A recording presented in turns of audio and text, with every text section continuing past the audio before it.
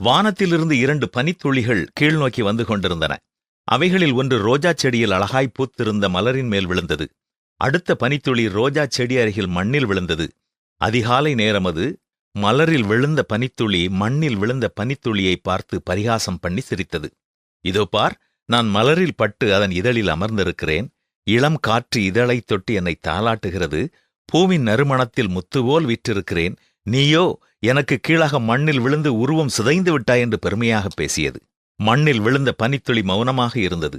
ஒரு சில நிமிடங்களில் பனித்துளியின் மேல் இன்னும் கொஞ்சம் ஈரம் பட்டது. ஆம், தோட்டக்காரன் விட்ட சொட்டு நீர்ப்பாசனத்தின் காரணமாக பனித்துளி தண்ணீரோடு கரைந்தது. ரோஜா செடியின் சல்லி வேர்கள் உடனடியாக முழு மூச்சாய் நீரை உறிஞ்சி செடிக்கு அனுப்பி வைத்தன. பனித்துளியின் நீரும் இப்பொழுது ஜீவனுள்ள செடிக்குள்ளாக சென்றுவிட்டது. ஆனால் பெருமை பேசிய பனித்துளியோ சூரிய ஒளிக்கதிர்கள் பட வெப்பம் தாங்க முடியாமல் ஆவியாய் மறைந்து போய்விட்டது. நாமும் இன்று வைக்கப்பட்டிருக்கும் நிலைமையை குறித்து ஒரு காலும் பெருமை கொள்ளக்கூடாது. ஒவ்வொரு காலத்திலும் கடவுள் ஒவ்வொருவரையும் ஒவ்வொரு இடத்தில் வைக்கிறார். மனுஷனுடைய அகந்தை அவனை தாழ்த்தும். மனத்தாழ்மை உள்ளவனோ கனமடைவான்.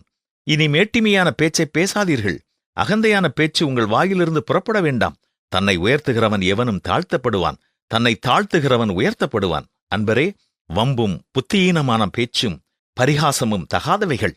ஸ்தோத்திரம் செய்தலே தகும் என்றுதான் பரிசுத்த வேதமும் நமக்கு கற்றுத்தருகிறது. என்ன, கீழ்ப்படிவோமா?